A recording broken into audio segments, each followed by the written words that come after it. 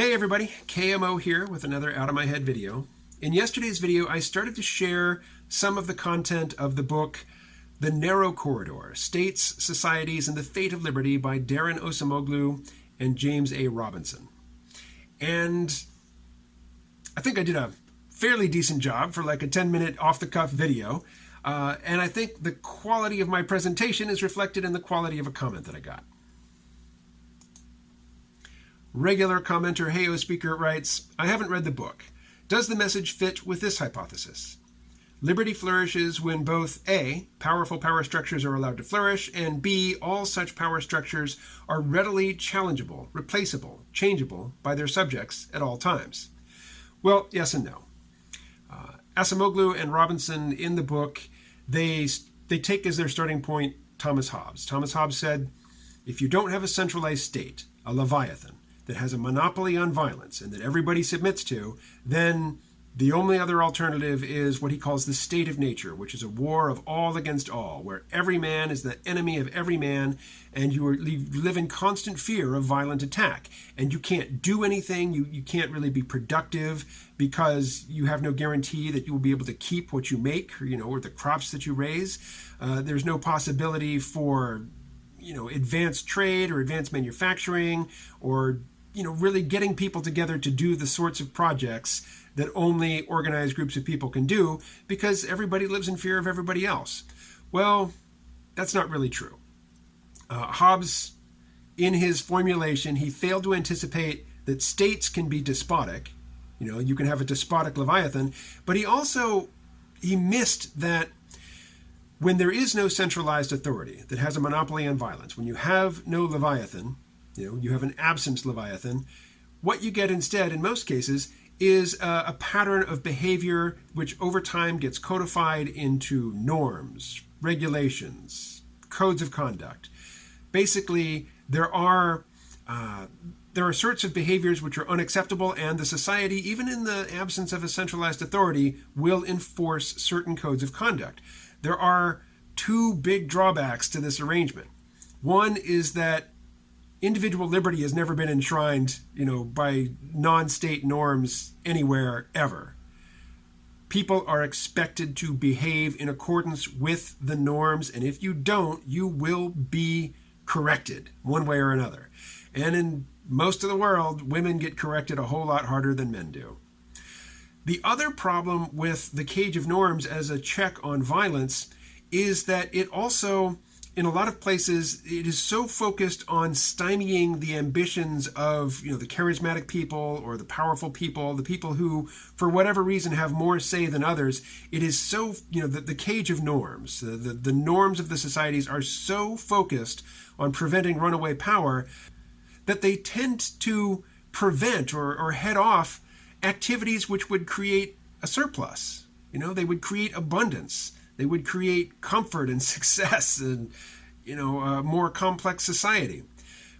The example, or one example, they give many examples, but one of the examples they give is of, a stateless society in Africa whereby the norms of the society allow the society to punish people who are particularly successful. So they give the example of a farmer who is extra diligent, he spreads manure on his fields, he works harder than his neighbors, and he has a better harvest than they do. Well, the norms of the society say that the neighbors get to go and just take his surplus. He can't keep any of it. Well, if you can't keep any of your surplus, there's no point in killing yourself to create it. And that just puts, a check on the sort of, agricultural surplus, which eventually gives rise to, a division of labor, a caste system, scribes, people who are permanent soldiers, people who are permanent adjudicators, people who are permanent rulers, and, people who are permanent farmers and serfs. And, that's the short end of the stick.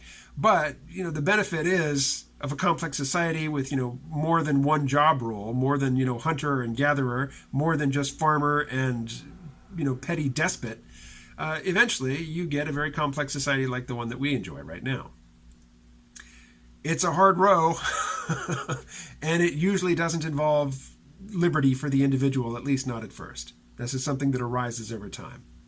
So, what is missing from the formulation that Heo's speaker provided is the distinction between state power and the power of society. These both have to be pushing against one another, trying to expand their power at the expense of the other, and they need to stay in balance. There is that sweet spot between the despotic Leviathan and the absent Leviathan, which is the shackled Leviathan. The shackled Leviathan is a state that has a monopoly on power, but it is constructed in such a way that there are limitations on the state's power. The state not only has to rule the people, it has to rule itself. It has to contain itself. It has to contain the ambitions of the people who hold the positions of power within the state. One way to describe this is the rule of law, which is to say that laws aren't made by the rulers and enforced on the people. Laws are, it's a structure. It is an algorithmic procedure whereby the state will do certain things to administer justice in a certain way, regardless of how the people in power feel about the people that they are ruling or governing. On the topic of the rule of law, I don't remember where I heard it or if I read it. I wish I'd made a note of it, but I recall a conversation, an exchange, a reported exchange between a Western visitor to China and a Chinese official that he was talking to. And the Westerner said, in the West we have the rule of law. And the Chinese official said, yeah, we have the rule of law here. The government makes the laws, the people obey the laws. That's not the rule of law. And I went searching for the source of that anecdote. I didn't find it, but I found something better. So this is an opinion piece that ran in the South China Morning Post back in 2014. It is by Jake Vanderkamp, and he starts off by quoting Arthur Lee. Arthur Lee, who is on Hong Kong's Executive Council. And Arthur Lee is chastising some unnamed professor of law. Arthur Lee says, "You say the rule of law in Hong Kong is important, but you are now, as a professor of law, advocating that people break the law. It is completely paradoxical. It is crazy." Before I continue, there is a great quote. I'm sure you've heard it. I never get tired of referencing it, by Upton Sinclair. He said, "It is very hard to get a man to understand something when his salary depends on him not understanding it." The same is true about the rule of law in China. The Chinese Communist Party and, mainland China friendly officials in positions of authority in Hong Kong cannot. Their positions of power and influence are dependent on their not understanding the difference between the state making laws and enforcing those laws on the people and the state operating within a structure which limits its own power. That's what Jake Vanderkamp lays out very clearly in the opening paragraphs of this piece. I'm not going to read the whole thing, but I'm going to read a few paragraphs because they are just really excellent. So Jake Vanderkamp quotes Arthur Lee and responds as follows. "I'm not sure I entirely agree with you here, Arthur. The duty of the citizen to obey law is not quite the same thing as observing the rule of law. What we have in mind with the rule of law is more the duty of the public custodians of the law, our lawmakers, police, prosecutors, and judges, to act through due process of law, however offensive they think the crimes committed against it, however much they might like to send certain offenders straight to jail. Rule of law is also about the public custodians of law observing constitutional limits on their own authority and on the authority of government.